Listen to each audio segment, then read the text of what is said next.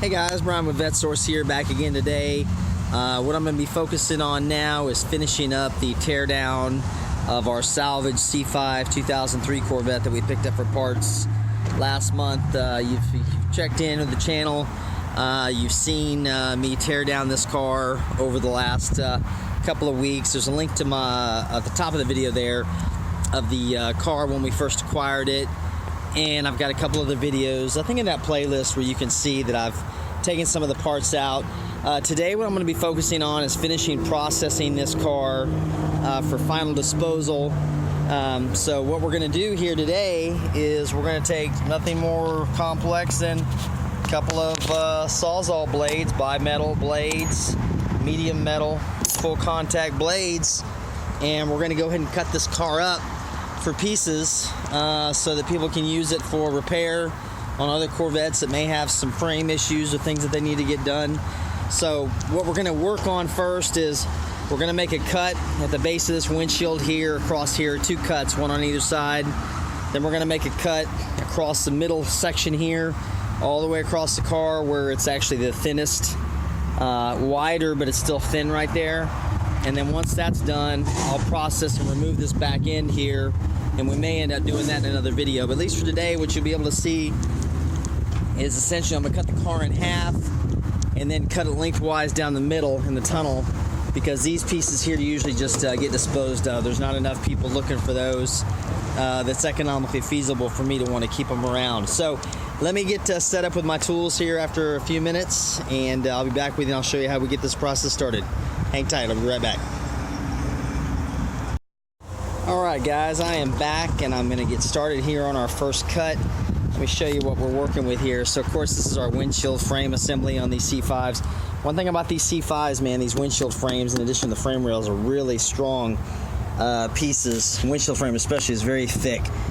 So you can see where the weld is right here. And what I'm going to be doing is cutting as close down to that corner of that weld as I can get with my Sawzall attached. And frankly, I just use a regular old $20 Chicago pneumatic,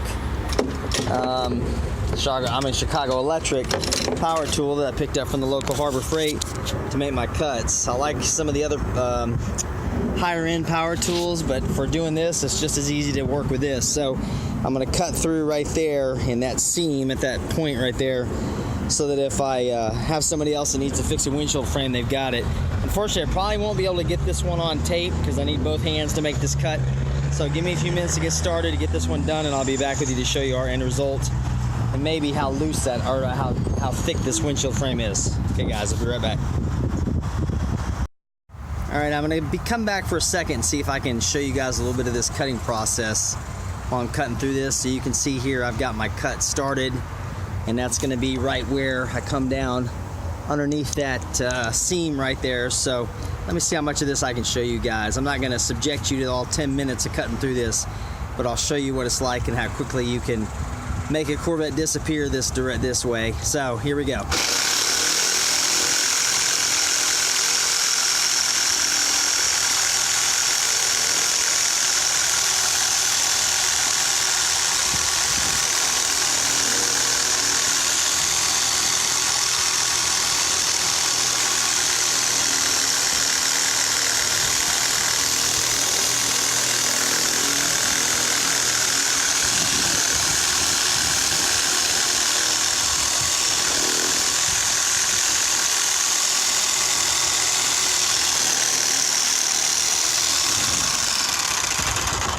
Alright, so you can see how that thing starts to get started in there. Unfortunately, I'm going to have to use both my hands to get to this. I've got to put a little bit of pressure to get through that frame. So let me get this side finished up and I'll show you guys what I'm working with. Hang on. Alright, back for just a second to show you guys. I'm about halfway through my cut, and you can see how far down through the windshield frame we've managed to get in just a matter of a couple of minutes here. And of course, that's where your Sawzall blade is at the moment. We're right along the bottom edge of that seam where I wanted to be, so I could save the upper part of that windshield frame just in case the customer needs it to repair another car. So I'm going to keep going here, and you'll see here as I move that.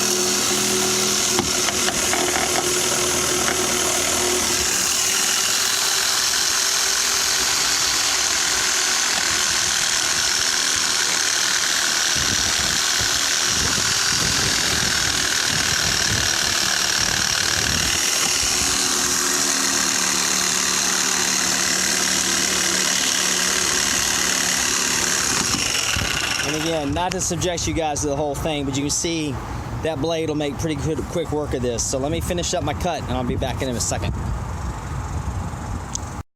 Okay, here is our final cut here all the way through. And you can see the way that's moving already. Just if I can get in here and kind of show you how thick that windshield frame is. Yeah, see that? That is one thick piece of metal right there. And I'm not even sure, it may be made out of magnesium. I haven't looked at the material construction of this windshield frame, but it is pretty thick. So right now, I'm gonna end up going across to the other side here. May need to get my other extension cord out. Basically through the glass here.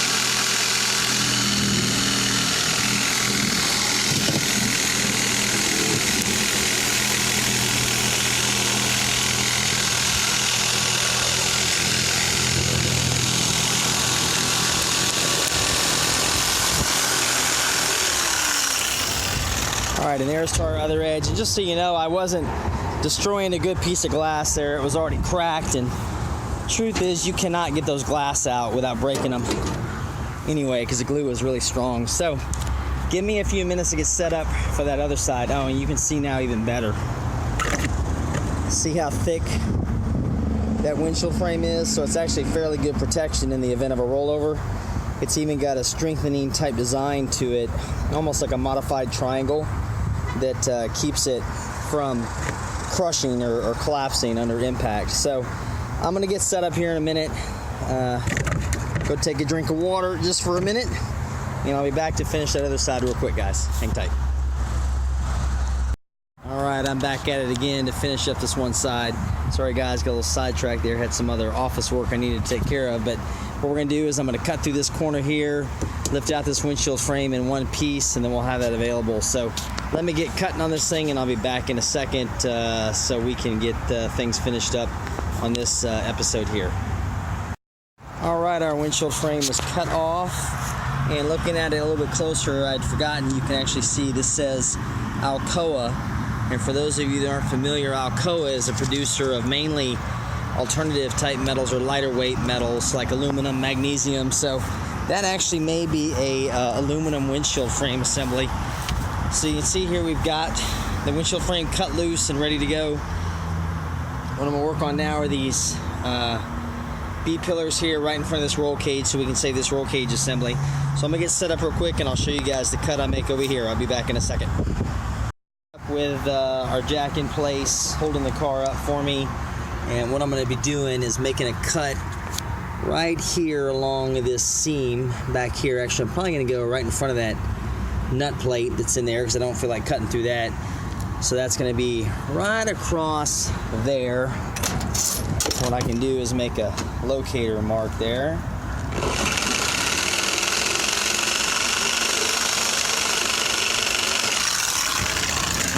So what I'm gonna do is cut right through this frame rail right here and down this side, over the floor and up to here, and then across the other side as well. And that'll actually cut the car in half for me there. So give me a second. Of course, I've got to do this off camera because I need a little bit more force leverage to get the blade to make that cut without taking for too long. So I'll be back and show you my finished result in a minute.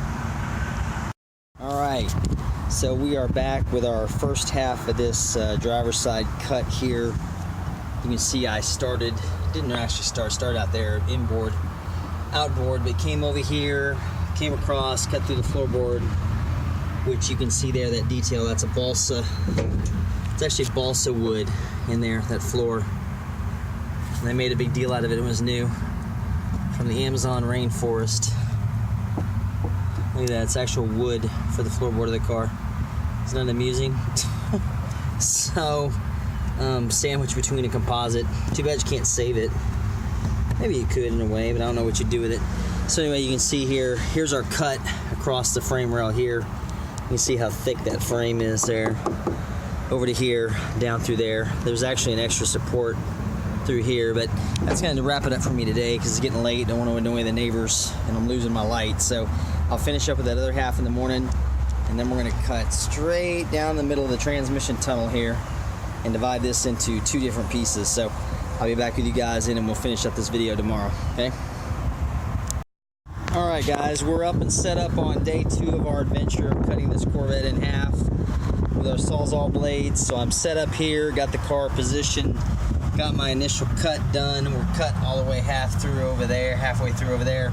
So I'm just going to continue my line across until I get over here. Actually, I'm going to cut this part first and then cut that center section, and we'll be done cutting this front end loose. And then what I'll do is make a longitudinal cut across the front. So again, like I said, I can't keep the video running one-handed while I'm doing our cuts, so I'll come back once I got that cut made and show you guys what I've taken care of, okay? So we'll be back in a few minutes. Okay, we are back with the completion of our cut. So you can see real clearly here now what that frame rail actually looks like inside there with it cut. And that's actually a tow hook mount inside there. So if you need to tow the car or actually even pull it in a wreck, I'm pretty sure, not a wreck, but on a frame machine, you can do, it's kind of a tie down. You can put a hook through there. So seatbelt anchors right there, but you can see the strength of that tubing right there. That's that hydroform tube that GM made a big deal of coming out with. Kind of looking at a cross section of it here. You can see where the glue, that's the bonding agent that glues the floor to the inside of the frame rail there. So that is right there. And then of course we come over here, and that's where that balsa wood composite sandwiched between the composites is right there.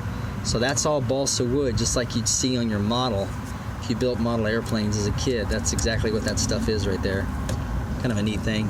And of course going over here where it bonds to the other side, and then up the middle you got some braces and stuff. So all I'm gonna do right now is pull this forward a little bit.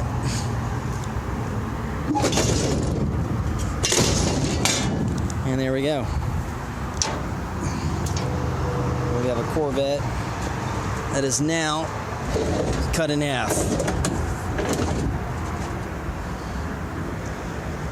Okay, and what I'll try to do since I'm out here is go ahead and make my final cut through the middle there in the windshield pillar and cut this into pieces.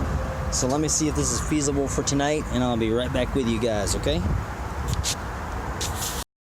Okay, just real quick as an aside, just for fun to show you, here is our front half of our Corvette stood up on its end. This is what the undercarriage of the car looks like. You can kind of see more in detail if you've never seen the underside. This is your actual support mount for where your seats go in right here, where they bolt in. Right here, this is where the front mount right here. This is that balsa wood floorboard, again, that I keep coming back to, that I can just dig pieces out of. There's your transmission tunnel. There's where your support lines up when you're talking about all the bolts that hold that thing in. There's 1, 2, 3, 4, 5, 6, 7, 8, 9, 10, 11, 12, 13, 14, 15. So 30 bolts total on this. There's your tunnel where your torque tube runs in between there. Shifter goes in here. Like I said, I don't know what they got going on here with this one, but I'm going to cut around that and save that custom mount. So what I'll be doing is cutting right here straight down until I get to there, and then I'll flip it back over and put it on flatways so I can get through the firewall. So just thought I'd show you that real quick before I start cutting, and I'll be back in a second once we make our cut. Okay, back again. Now we're looking at this from the other side, and here's our tunnel that we've cut through from the flip side. Now we're back on the front so we can continue our cut through the firewall where it becomes fiberglass. This seam right here is where the firewall is actually bonded to the metal central backbone, which is metal, and then of course attached to those floorboards there. So this is where the firewall area is bonded to that, and then you've got a other metal bar here that reinforces that. So you can kind of see the way it's a modular construction, everything put together with a lot of glue. So, and of course those are bolts just holding the windshield, or I'm sorry, the A-pillar box assembly into place. Which it's funny, I didn't notice that verbiage on there ever before. Let's see what that says. I'll have to look at that later. Looks like a manufacturer's mark or something. But in this, of course, is your fresh air plenum, where your fresh air comes through into your air box. So just interesting stuff here that you normally wouldn't see on an assembly. This is where your brake booster's mounted right there. Your footwell, where your pedals would be. There's your hood release cables, things like that. So your BCM is located right there, along with the fuse box and stuff like that. So that's all there. So give me a second, I'll finish this up. I'll be right back, guys. All right, so the final cut has been made, and here we are for the final part of our teardown for today. So as you can see, like the parting of the Red Sea, there goes our Corvette, split into 3 pieces. How you like that? So there is essentially, as I fall there, how you tear down your Corvette, guys. This is how you make it disappear. So what this will end up doing is going to the scrap yard, getting melted down and turned into another Corvette, hopefully, or maybe a Toyota, who knows. So that's gonna wrap it up for me on this video. I appreciate everybody sticking around to the end if you watched all the way. I'll probably bring you some more crazy Corvette teardown videos here in the next couple days, and as I get into our other 91 parts car that I'm working on over there. Just wanted to clear this one off the trailer so I could pull the 91 out there so I could work on it. So I'll be back soon. Thanks again for watching, guys, and I'll catch up with you next time.